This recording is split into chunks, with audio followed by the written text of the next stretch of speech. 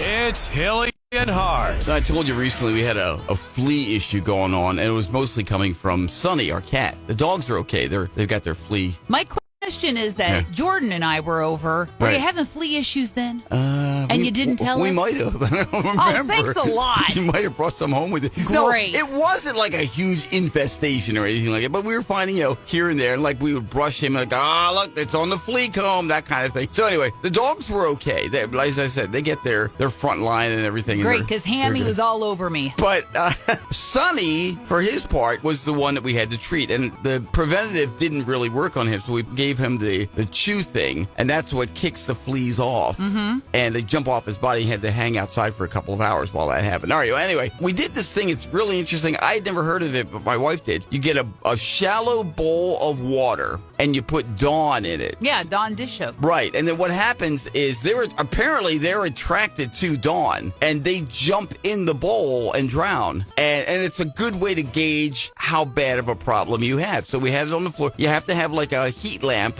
Ours wasn't even a heat lamp. It was just a regular gooseneck lamp. You know what I mean? Like the kind you attach to a desk. Yeah. And that's shining on it all night. And when I get up in the morning, I looked in the bowl, and there were 3 or 4 fleas in there. I go, how about that? We did it for a second night. There were 4 or 5 fleas, something like that. So to me, that indicated we really didn't have as bad a problem as we thought, because we had already maintenance. We'd vacuumed and done the moth flakes and everything like that. So, but it's a clever little trick. I had never heard of it before, but apparently it's more commonplace than I realized. All I'm getting from this is that Dawn should actually be called Siren, luring fleas to their death. Come to me. It's Hilly and Hart.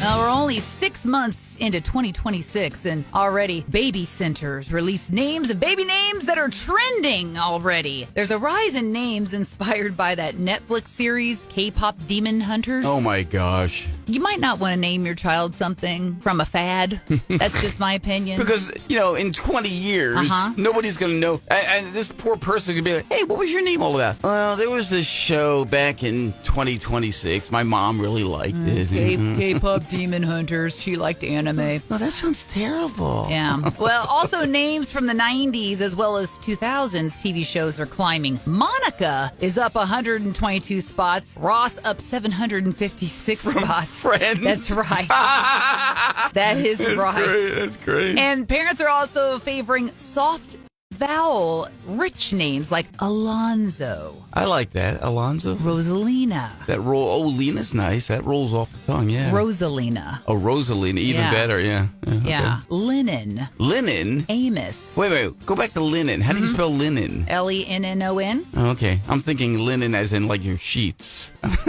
Okay. Wow. I mean, if that's what you'd want to name your child, that's... Go for it. Go nuts. Evelyn also enters the top 10 girls list, and Milo enters the top 10 boys list. Well, there you go. I worked with somebody named Meadow once years ago. Meadow, wow. Meadow. Okay. She said, my parents were hippies. Yeah. She goes, my parents are hippies. And they still are. They live in New Zealand. Her parents are hippies who live in New Zealand now. I was going to say, she wouldn't even need to explain that one. We all just know. It's Hilly and Hart.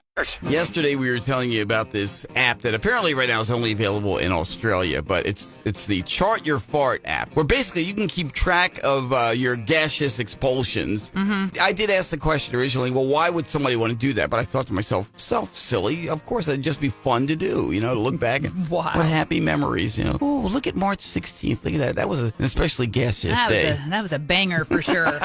But Aaron tells me now we have an update on this app. Oh, yes. Of course, they did research on this, right? Yeah. And they said nearly 80% of the participants tracking between 2 and 7 instances daily, instances of passing gas. Oh. I could tell by the look on your face. You're like, what does that mean? Yeah. Then, how about that? Men reported flatulence slightly more than women. Of course we did, yeah. How often? Activity peaked in the evening hours between 6 and 10 p.m. The nighttime surge, of course, that has to do with high calorie and highest fiber meals. Just before bed. That's right. Everybody enjoys that. I have to admit, this app would be really helpful for my dog Gemma. You might be able to use it. We don't change her dog food or anything. And every evening, she about smokes me out of any room that we're in. She Yeah. decided to follow me into the bedroom as I was reading yesterday evening. She hopped up on bed, and you could just hear one. Vroom. They're very loud. Yeah. And she just kind of looks around innocently like, Yeah, she doesn't know that What he exactly- who smelt it dealt it. what exactly rule. was that? And it's Yeah. like, it's you! This would be an interesting app. Yeah, by the way, it doesn't say it's only for humans, No, it so you might doesn't. be able to use it for her. The best thing here, experts hope establishing these, quote, baseline norms will help doctors better identify potential digestive disorders and lessen the social stigma surrounding a vital bodily function. No. If you're in public, cork it. I'm looking at you, Hilly. There's no stigma as far as I'm concerned. I don't want to smell them in elevators, on planes, or in taxi, anywhere. I have to hang out with you. What's interesting is you could look back at this Chart Your Fart app. It would be almost like a diary. Dear app, on June 12th, I cleared an entire room.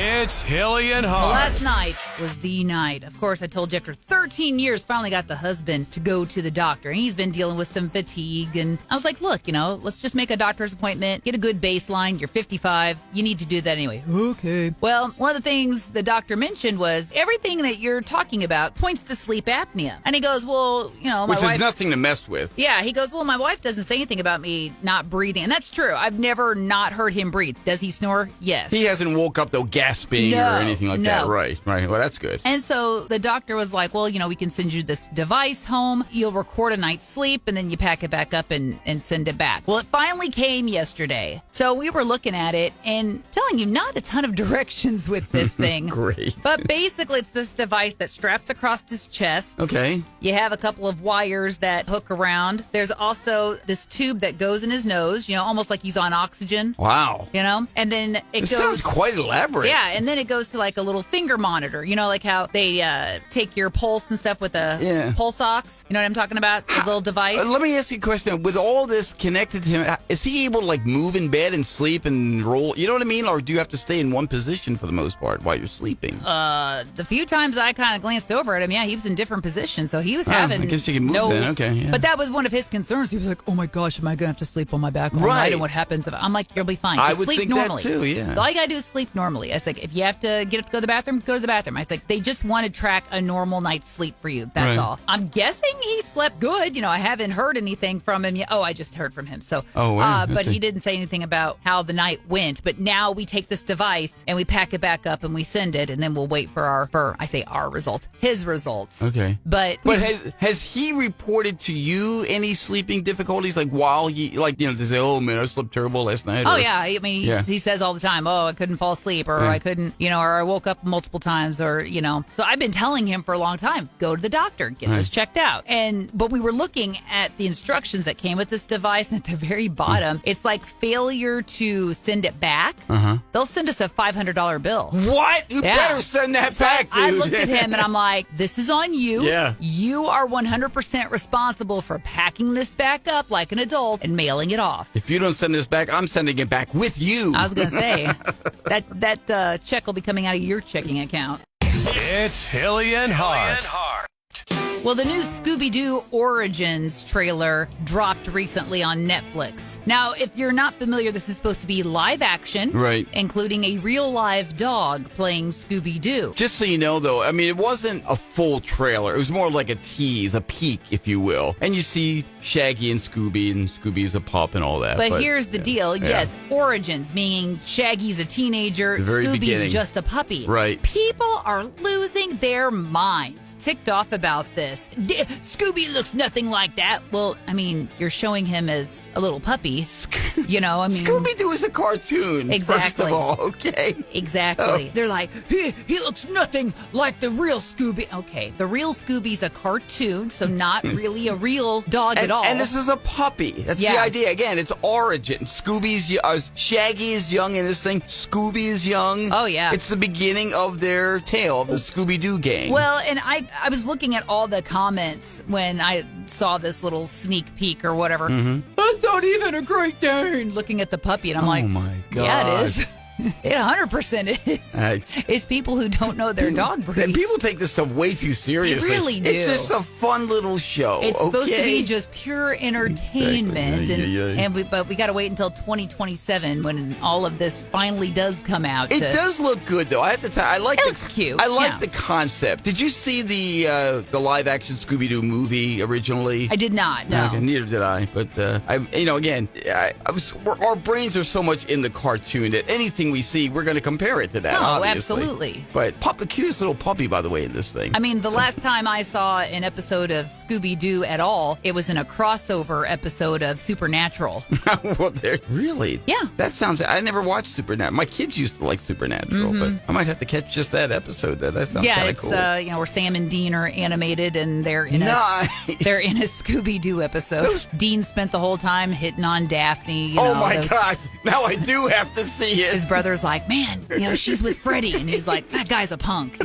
So It's Hilly and Hart. We had quite the full-blown discussion a while back, Aaron, about whether or not I would be capable of helping to deliver a baby. yeah, we all decided that's a no. If I was in that situation, It's a negative, an yes. elevator or whatever. Not going to happen. That kind of thing. However, apparently, a highway worker is capable of doing that. That's right. At least in Tennessee, it happened. Yeah, Chester Hembree is his name. He assisted with an unexpected roadside birth. Good for him. Well, I look forward to seeing whether or not he has any kind of medical, because I'm saying if Chester can do it, No. Why? You still can't. why can't I? Because Why is Chester suddenly... Chester sounds So like he washes his qualified. hands frequently. Okay, well, other than the hand washing thing, just saying, does he have any kind of medical letters after his name? Or He may be more familiar with the anatomy. I don't know. don't know, but I don't know, Hilly. well, regardless, thank you, Chester, for your service in delivering this baby, and everybody was fine. Baby Yeah. and mother were fine. Amazing, yeah. And I'm sure Chester is being recognized for his